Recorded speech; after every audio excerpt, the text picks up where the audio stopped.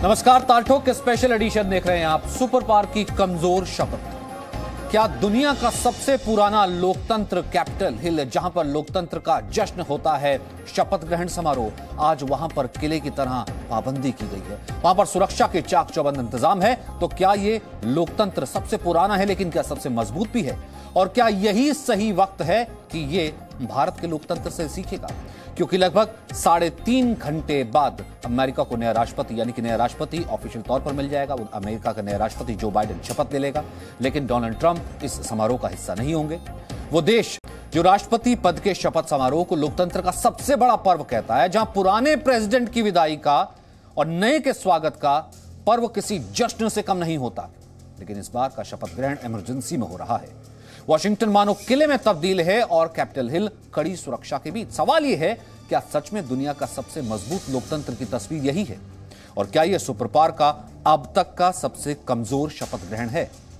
और अगर अब भी सबसे पुराने लोकतंत्र को अपनी साख बचाए रखनी है, तो उसे लेनी होगी सबसे बड़े लोकतंत्र यानी भारत से सीख। आज तालठोक का स्पेशल एडिशन इन्हीं सवालों के साथ। सुपर पावर की सबसे कमजोर शपथ है क्या, जिसका जिक्र हमने सबसे पहले किया?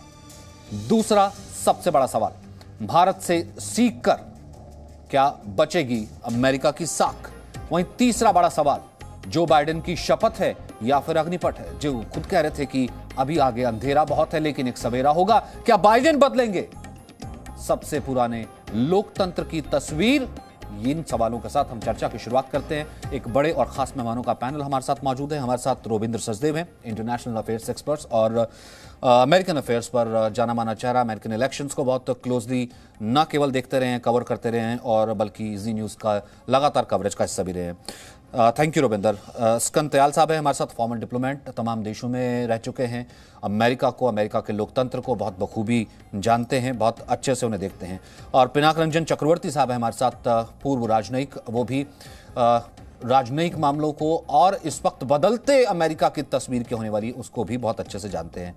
पिनाक साहब, सबसे पहले मैं आपसे शुरू करना चाहता हूं। सर, मैं जब ये कहता हूं कि सबसे बड़े का मतलब सबसे पावरफुल डेमोक्रेसी का ये सबसे कमजोर, कोट अनकोट कमजोर, सबसे कमजोर शपथ ग्रहण है।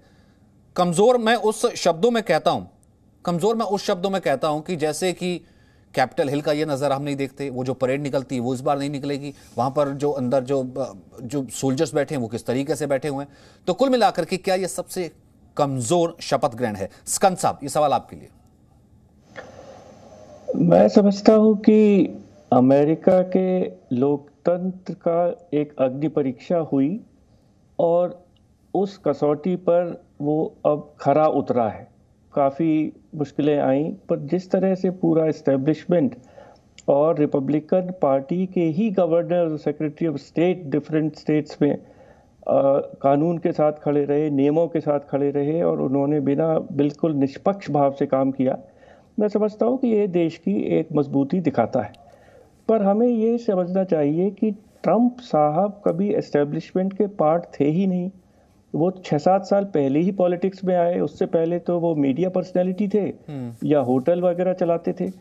पर उन्होंने पूरी अमेरिका की राजनीति को हिला दिया और रिपब्लिकन पार्टी उनसे झेल नहीं पाई और रिपब्लिकन पार्टी ने सरेंडर कर दिया ट्रंप के सामने और ट्रंपिज्म के सामने।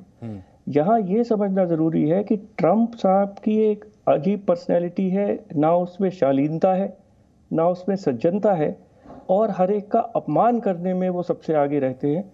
पर ये एक भाग है उनके जो 4 साल हुए। पर एक ट्रंपिज्म जो अभी भी 70% के करीब रिपब्लिकन मेंबर समझते हैं कि वोटों में धांधली हुई है और इलेक्शन ट्रंप से स्टील किया गया है। तो ये जो एक सोच वो छोड़कर जा रहे हैं और अमेरिका की सोसाइटी में डिविजन्स को जिस तरह बढ़ाया है उन्होंने और उसको उन्होंने हवा दी है, उस आग को, उसको ठंडा करने में प्रेसिडेंट बाइडेन को बहुत समय लगेगा। उन्हें बहुत सोच समझ के आगे बढ़ना होगा और काम करना होगा। पर उनकी अपनी एक पर्सनैलिटी है जिसमें शालीनता है, दूसरों के साथ मिलकर काम करने का एक सोच है, और उनमें ये शक्ति है कि सबको साथ लेके चलें, क्योंकि तभी मैंने कहा ना कि क्या दुनिया का सबसे पुराना लोकतंत्र अपनी साख, या जो बाइडेन जो है अपने लोकतंत्र की साख के लिए भारत से सीख लेंगे। रविंद्र, इसमें इसलिए इंपॉर्टेंट में हो जाता है जब मैं कहता हूं भारत से सीख, क्योंकि ट्रांजिशन हमने भारत की डेमोक्रेसी में भी देखे हैं। सबसे पुराना जरूर वो है, लेकिन सबसे बड़ा आज मुझे भारत अमेरिका के सामने सबसे मैच्योर नजर आता है। ट्रांजिशन इतना सक्सेसफुली नजर आता है कि अगर मैसिव लैंडस्लाइड विक्ट्री मोदी की भी हुई है तो वहां ट्रांजिशन कैसे हो गया, वो इंटरनल वो बातें डिसेंट अलग रहता है, लेकिन एक एक वोट पर यहां पर हमने देखा अटल बिहारी वाजपेयी की सरकार गिरी थी। ये भी यहां की डेमोक्रेसी और इलेक्शन कमीशन कैसे यहां पर इलेक्शन कराता है, ये भी इसकी वो है। Is this the right time कि वहां उस लोकतंत्र यानी भारत के लोकतंत्र की अच्छी बात है अब अमेरिका की तरफ जाए? Absolutely right. और मेरे ख्याल से आपकी चैनल के माध्यम से मैं सबसे पहली बार ये कहने जा रहा हूं, देखिए पॉलिटिक्स असाइड प्रैक्टिकल चलिए, हमारे इलेक्शन कमीशन की बहुत साख है। भारत को इमीडिएटली ऑफर करना चाहिए अमेरिका को, बाइडेन एडमिनिस्ट्रेशन को और अलग अलग स्टेट्स को। देखिए अमेरिका में हर स्टेट अपना अलग इलेक्शन का प्रोसेस है, कहीं पेपर बैलेट, कहीं electronic etcetera, right. Bharat should approach all the 50 states of America and the federal government and say that we offer the help of our election commission and the IT industry to upgrade and solidify your electoral systems. If you want, we are happy. इसको सब politics और सब चीजें अलग रखिए। This itself will be a huge thing, right? So that's one. इसमें हम और डीपर जा सकते हैं और मेरे विचार से तो मैं इनफैक्ट इसका तो कैंपेन भी कर रहा हूं कुछ छोटा सा, जैसे आपको पता है हम कई बार कैंपेन्स उठाते रहते हैं, कोई कहीं पहुंचे कहीं पहुंचे, बात अलग है। तो ये एक बड़ा प्रैक्टिकल सजेशन और मेथड है भारत को अमेरिका के साथ अपनी विजिबिलिटी और अपनी रियली साथ बढ़ाने का, राइट, अमेरिका और अमेरिकन लोगों के साथ। But coming back to the previous point, ambassador तैयार साहब बिल्कुल सही एनालिसिस पूरा उन्होंने जो रैप अप किया। देखिए अमेरिका बिल्कुल बड़ा हुआ देश है इस समय, और इस समय जो चल रहा है मंथन चल रहा है, अगर हम एक वर्ड सोचे ना मंथन, तो अमेरिकन डेमोक्रेसी एक मंथन के प्रोसेस से जा रही है। अब बात यह है कि इस मंथन से the good and better of America will emerge या फिर America will keep sliding down, और वो डेंजर्स हैं। तो बाइडेन को उन डेंजर्स को टैकल करना है, और ये डेंजर्स मेनली अमेरिका में हैं ज्यादा फ्रिंज राइट के। देखिए वहां पे लेफ्ट भी है राइट भी है पार्टीज, राइट। लेफ्ट में भी कुछ लोग हैं who are loony, who are violent extremist हैं कुछ, राइट।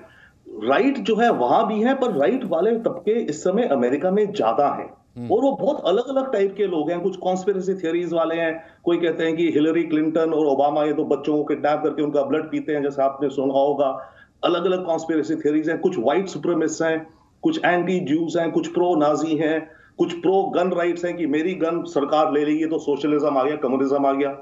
तो इतने सारों को जो ट्रंप ने ना उकसा दिया, तो अब ये सारे कैसे फिगर आउट होंगे, तो बाइडेन एडमिनिस्ट्रेशन का हमने बहुत बड़ा चैलेंज है। और मैं ये कहूंगा it's not only a new chapter in American democracy, I will say ये अमेरिकन डेमोक्रेसी की अब एक नई किताब शुरू हो रही है। It's that important I think. और जहां तक रही बात भारत की, वो अपना इलेक्शन कमीशन इमीडिएटली हमें ऑफर करना चाहिए सर। उनकी इतनी बड़ी प्रॉब्लम है इलेक्शन सिस्टम्स, हमारी एक्सपर्टीज है, हमने यूनाइटेड नेशंस में इतनी कॉन्ट्रीब्यूशंस करी है, राइट, पीस कीपिंग में। दिस कैन बी, हमारा इलेक्शन कमीशन भी दूसरे देशों में करता है, बिल्कुल करता है, बिल्कुल करता है। मैं तो कह रहा हूं कि, और पिनाक साहब इसी चीज को अगर मैं आगे लेकर के जाऊं, मेरा सवाल सबसे पहले ये था कि जिस वक्त आप जुड़े नहीं थे, मैं टैग ये कह रहा था कि क्या जहां 25,000 जो है अमेरिकी सैनिक मौजूद हों, पहले ये होता था कि वो कोई नाच रहा होता था, कोई गा रहा होता था, आज जो है जो प्रेसिडेंट है जो चला गया वो वहां पर मौजूद नहीं होगा, जो बाइडेन शपथ लेंगे, वहां पर एक नेगेटिविटी पूरे तरीके की कंटीले तारे, क्योंकि जो हुआ उस जनवरी को वो हमने देखा कि कैपिटल हिल पर क्या हुआ। एक तो क्या ये सबसे बड़ी सुपर पावर का सबसे बड़ा इम्तिहान शुरू होने जा रहा है, एंड सेकंड इसमें इंडिया कहां खड़ा है सर? देखिए मुझे तो लगता है कि ये एक बहुत ही ऐतिहासिक चरण पे पहुंच गए हैं यूनाइटेड स्टेट्स और अमेरिका, क्योंकि उनकी समाज में जो डिवीजन है वो तो बहुत गंभीर है। अब उसको हील करना, सबको एक साथ लाना, जो बाइडेन साहब जरूर कोशिश करेंगे। उनका जो स्पीच होगा मुझे लगता है वो यही कहेगा, let us heal the divisions, इस तरह यूनिटी करना चाहेंगे। पर एक चीज मैं जरूर कहना चाहता हूं कि अमेरिका के जो इंस्टीट्यूशंस हैं, इस तरह के माहौल में भी और इस तरह के दौर से भी वो अच्छी तरह से अपना 99% मार्क्स लेके निकले हैं। सुप्रीम कोर्ट हो या बाकी कोर्ट्स हो या जो अटॉर्नी जनरल हो, वो उस तरह के उनके ऊपर बहुत दबाव था ट्रम्प का और ट्रम्प के रिपब्लिकन पार्टी का कि इलेक्शन रद्द कर दिया जाए। बहुत सारे दबाव उन पे आए थे, पर वो नहीं माने। इंस्टीट्यूशंस अभी भी बहुत स्ट्रांग है। तो मैं तो इसको बड़ा पॉजिटिव तरह नजरिए से देखता हूं कि इंस्टीट्यूशंस अगर किसी भी समाज के और सबसे पुराना डेमोक्रेसी है अमेरिका, उनकी इंस्टीट्यूशन स्ट्रांग है, तो वो इस दौर से गुजर के निकल जाएंगे, ऐसी बात नहीं है। पर डिविजन्स है, राइट विंग है, लेफ्ट विंग है, बहुत तरह के लोग हैं वहाँ। रेशियल डिवाइड जो है वो है। अब देखते हैं, बाइडेन साहब बड़े मजे हुए खिलाड़ी हैं। मैंने 30 साल की उम्र में सेनेटर बने थे, तो बहुत ही लंबा उनका तजुर्बा है। तो हमें तो बहुत उम्मीद है, सबको उम्मीद है कि वो ये हीलिंग प्रोसेस को अच्छी तरह से संभाल लें। और सर, सबसे पुराना सबसे मैच्योर होता भी वही है, जैसा कि आपने कहा कि हीलिंग प्रोसेस वहां पर होता रहा है। अगर कुछ अनप्रेसिडेंटेड हो रहा है उससे भी उबार आ जाएगा। सबसे अच्छा सबसे पुराना मॉडल होता भी वही है, जो सबसे लेकर के सबसे सीख करके चलता है। जैसे रविंद्र सचदेव ने कहा कि हमारे इलेक्शन कमीशन पर देखिए आज तक कोई उंगली, अभी तो वहां इलेक्शन कमीशन को लेकर की बातें चल रही हैं, चाहे वो स्टेट के हों या बाकी हों, कि अभी इलेक्शन फेयर नहीं हुए, रिपब्लिक्स मान रहे हैं कि इलेक्शन फेयर नहीं हुए। सेकेंड ये कि क्या is this the right time? अगर मैं कहीं कंपेरिजन करता हूं सर, मुझे इंडियन डेमोक्रेसी इस वक्त ट्रांजिशन के वक्त जो है कुछ ज्यादा मैच्योर नजर आती है। देखिए, हमारे यहाँ डेमोक्रेसी का बहुत लंबा दौर चला है और हमारे यहाँ ट्रांजिशंस भी हुई हैं, दिक्कतें भी हुई हैं, इमरजेंसी भी हुआ है, इस तरह की दिक्कतें भी हुई हैं। पर ये जो एक सिलसिला है, जो एक गवर्नमेंट से दूसरे गवर्नमेंट को एक पीसफुली ट्रांसफर ऑफ पावर जिसे हम कहते हैं, वो सिलसिला बंद नहीं होगा। अब हमारी डेमोक्रेसी काफ़ी मैच्योर हो चुकी है, हमारे इलेक्शन कमीशन अच्छी तरह से काम करती है। ठीक है, छोटे मोटे प्रॉब्लम्स होते हैं, पर ये जो मैक्रो लेवल पे अगर हम देखें तो our democracy has been one of the most successful in the world, इसमें तो कोई शक नहीं है।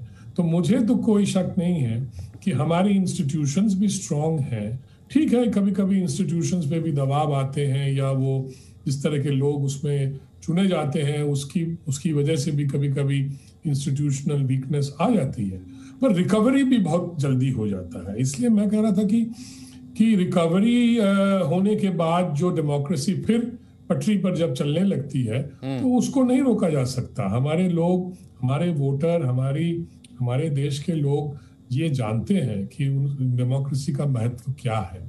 हमारा फेडरल सिस्टम है, कॉन्स्टिट्यूशन बहुत तगड़ा है। इसलिए मुझे तो कोई शक नहीं है कि भारत का डेमोक्रेसी बहाल है, बहाल रहेगा और आगे और भी सुदृढ़ होगा।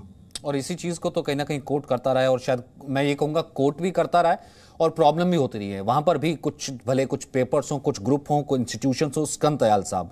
लेकिन अब यहां से मैं लेकर के जाता हूं, जब जो बाइडेन जब एक आते हैं न्यू अमेरिका के लिए, वो बात करते हैं कि बंधेरा छटेगा, उसमें जाहिर सी बात है वो पूरी दुनिया के लिए बात करते हैं, कहते हैं कुछ ऐतिहासिक गलतियां हुई उनको दोहराना है। अब उसको जब मैं इंडिया के कंटेक्स्ट में देखता हूं, if not immediate, what's next? वो क्या लेकर के आ रहे होंगे जब वो अपने साथ 20 इंडियंस को लेकर के आ रहे हैं, यानी कि उनकी कमेटी में 20 इंडियन अमेरिकन है।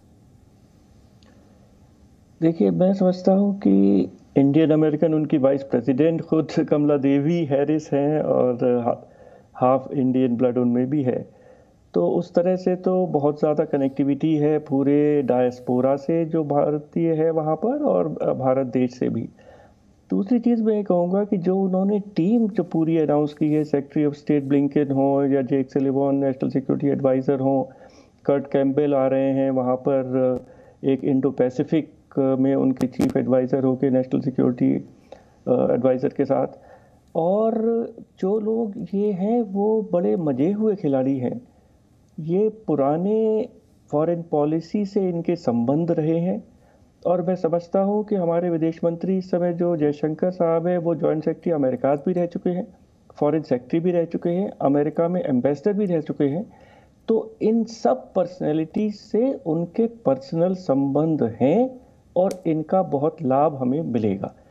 जहाँ तक चाइना, और जिस समय हमारे सामने तो सबसे गंभीर समस्या देखिए भारत पूरा देख रहा है कि चाइना के साथ प्रेसिडेंट बाइडेन के एडमिनिस्ट्रेशन का क्या रुख रहेगा।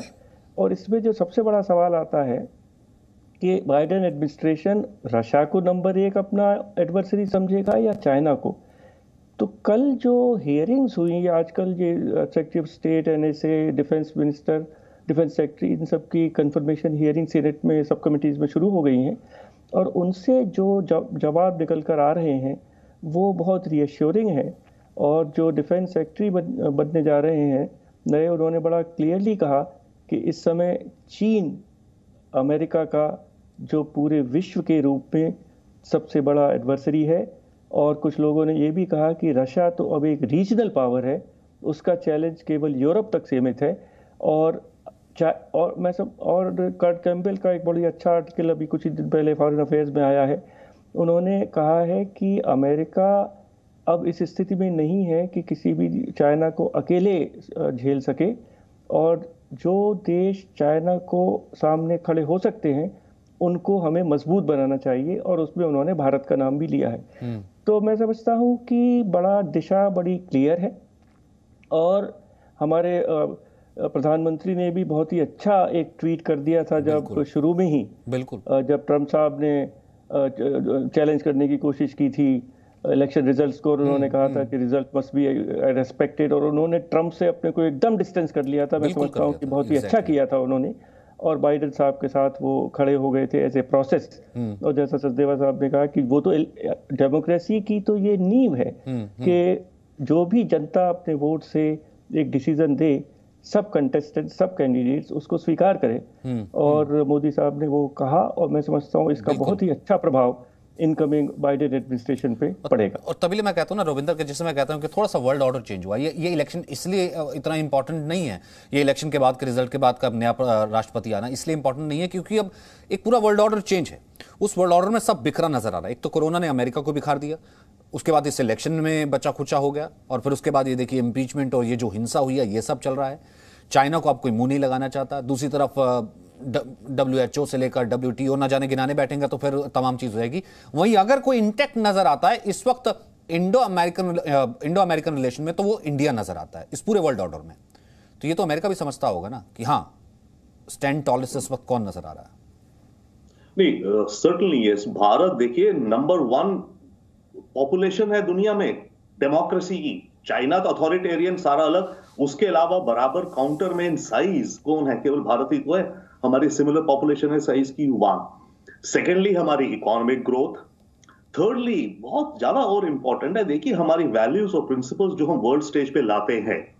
Okay, our commitment towards non violence, हमारे यहाँ Gandhi, Tagore, Swami Vivekananda, Gita, all of that, you know, positive चीजें जो वैल्यूज हम दुनिया के स्टेज पे लाते हैं स्टेबलाइजिंग के लिए, ओके, वो सबसे इंपॉर्टेंट है। और उसके साथ ये मिलिट्री हेफ्ट, जहां जरूरी हो अब हमारी मिलिट्री पावर भी बढ़ रही है, राइट। हम मॉडर्नाइज कर रहे हैं, वेपन्स खरीद रहे हैं, अर्जेंटली ग्रो करना चाह रहे हैं ना। जहां तक बात थी अमेरिका की, अम्बेसडर तैयार बिल्कुल सही कह रहे थे कि अमेरिका अब इस सिचुएशन में कि वो अकेले नहीं हैंडल कर पाएगा चाइना को।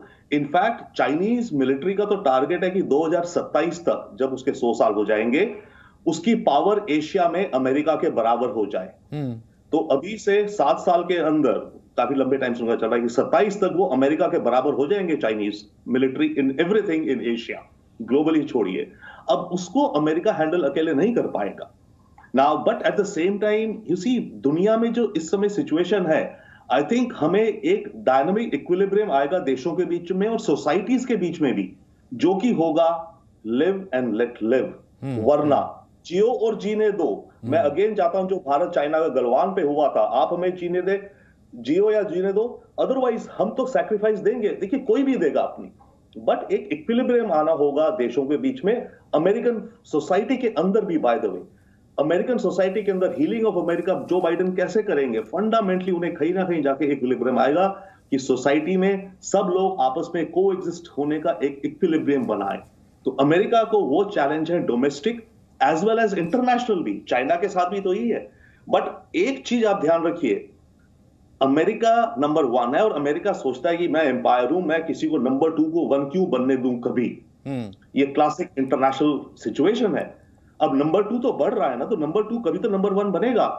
तो बात यह कि नंबर 1 की डिक्लाइन और नंबर 2 की राइज पीसफुली, हार्मोनियस और लिव एंड लेट लिव के विचारों से हो।